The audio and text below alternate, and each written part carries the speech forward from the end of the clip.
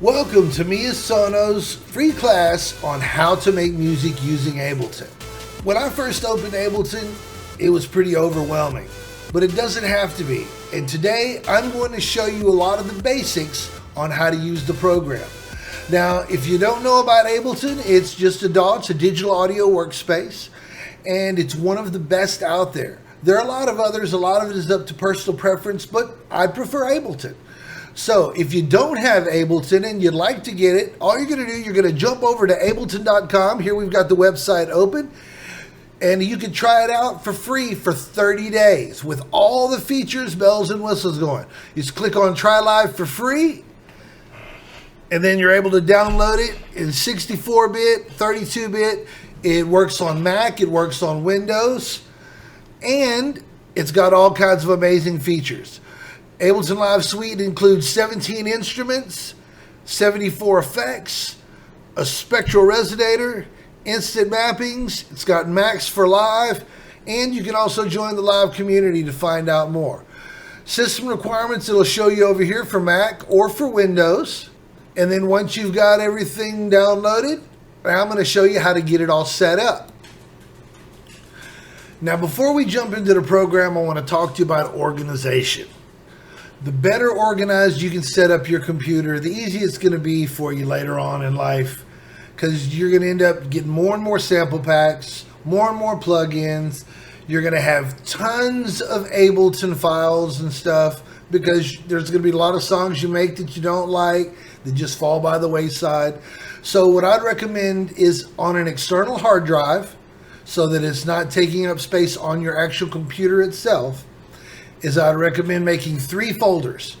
Make an Ableton's Projects folder, make a folder for all your sample packs, and then make a folder for all your plugins. Now in your sample packs folder, it's up to you. If you produce more than one genre, you can make more folders inside there with the different genres, put your different sample packs in the genres that they are. You know, that's even more organization. That helps a lot too. But that's all entirely up to you. Me, I've got millions and millions of samples. So I've got stuff all over the place on my external hard drive. Now that we've talked about organization, let's jump into the program. All right, here we've got Ableton open. Each of these different lines here, where you see the different colors, each of these lines is a track. A track is going to have either one sample or one piece of MIDI information onto it. Samples can be long, they can be short, it can be something you recorded live, you know, if you record live instruments, but these are called tracks. If we want to set up your program for your computer, you'll click on the Options tab and then click on Preferences down at the bottom. Now this box that opens up shows all the preferences for the program. Top tab here is the look and feel. This, you can change your theme from light to dark or different things. Next tab is audio. This sets up all your different devices. Your input device, which would be like your microphone, or if you're recording a guitar in it live, your input device would go here. Your output device, you just set it to your computer sound output. All these different things you'll learn about later as you continue to produce. Sample rates, latency, things like that. We're not going to go over it now because that's a whole other video. All right, here's your link and MIDI tab. If you're using like a MIDI keyboard, you'll set it up here on your control surfaces. I've got the Akai MPK61. I don't like those little bitty MIDI boards because I got big fingers, so I use a full size. Here's your file folder. This is where you can set up your temporary folders and your cache folder. I would recommend putting them on your external hard drive, though mine are both on my C drive. Here on your library, you definitely want to set this up to your outer folder. This is where you're going to have your installation stuff for your packs, your user library. Here on your plugins tab, this is going to go to the plugins folder that I told you to make on your external. Here on your record, warp, and launch tab, these are things you'll learn about later. It's a lot of technical stuff, but I definitely recommend you learning about it in time. Licenses and maintenance, this just tells you where you can go to get your updates and all your different stuff about the program. All right, once you got your preferences set up, now let's teach you a little bit about the program itself. All right, over here on your top, you have your File tab. We'll show you what's on that. You can start a new set. You can open a set. On this tab here, it shows a bunch of recent sets that you've worked on.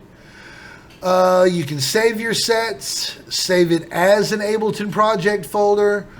Here's where you're going to export your audio and video, because a lot of people don't know Ableton does video too. You can make music videos right here on Ableton, and a lot of people don't realize that.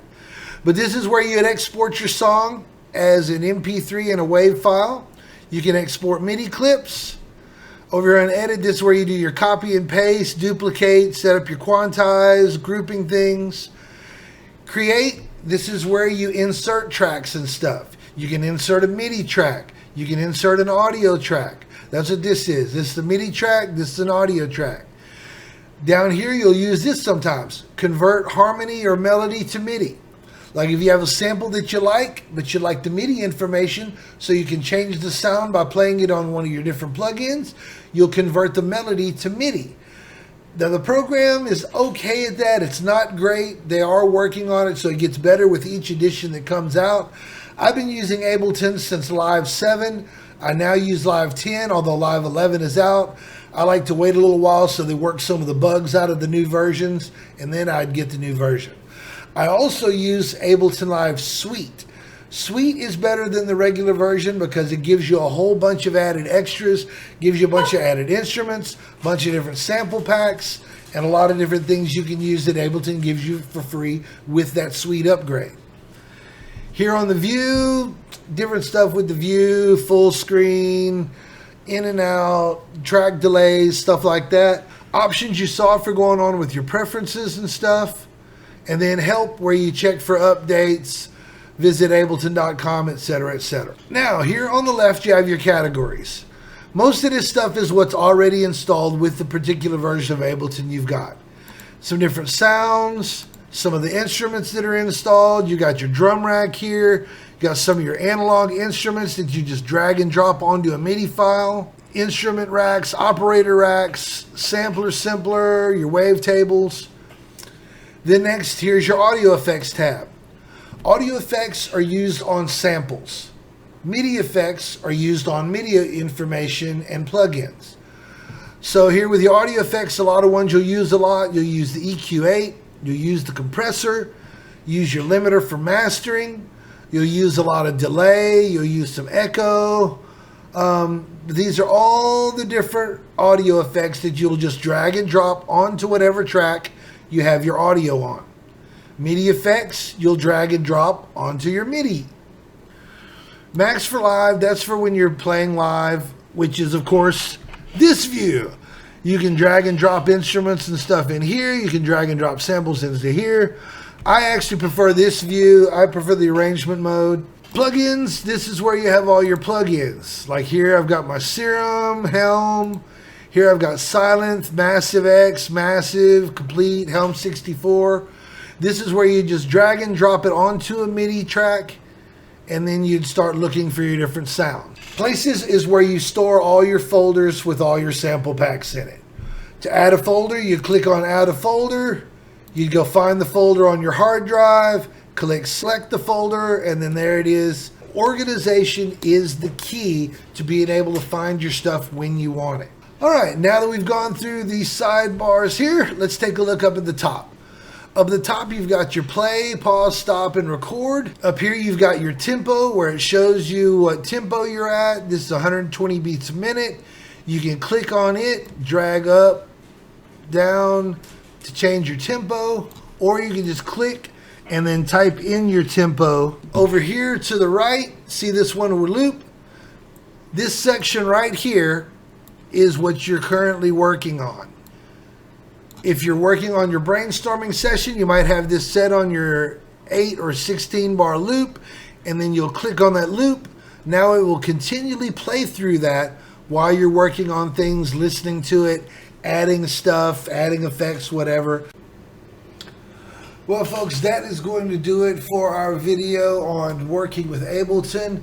At least part one. We'll come back into a part two to this where we're going to dive a little bit deeper and show you a lot more of the functionality and stuff of the program. Again, I'm Chaos from MiaSono. I hope you've enjoyed everything. If you did, please hit that subscribe button down there and click the little bell so you'll be notified whenever we put out new content. Again, thank you very much for watching. We'll see you next time.